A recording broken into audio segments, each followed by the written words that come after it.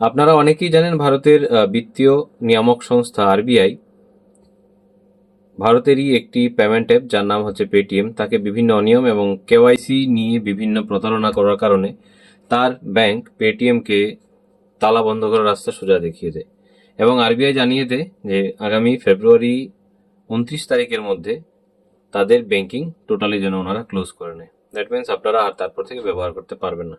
31 জানুয়ারি এটা জানানো হয়েছিল। আজকে 16 ফেব্রুয়ারি, আর মাত্র হাতে কয়েকটা দিন। কিন্তু আজকে আরবিআই একটা বিশেষ আপডেট দিল পেটিএমকে। তারা পেটিএমকে জানালো যে তোমাদের জন্য আরো 15 দিন আমরা বরাদ্দ করলাম। কাস্টমারদের হিতের কথা চিন্তা করেই আরবিআই আরো 15 দিন সময় বাড়িয়েছে। আপনারা আরো 15 দিন পেটিএম পেমেন্ট ব্যাংকে লেনদেন করতে পারবেন এবং 15 মার্চের পর থেকে আপনারা যে অ্যাকাউন্টে যে টাকা থাকবে তা লেনদেন করতে পারবেন। নতুন করে সেখানে আর টাকা নিতে পারবেন না। সুতরাং আরো 15 দিন পেটিএমকে দেওয়া হলো।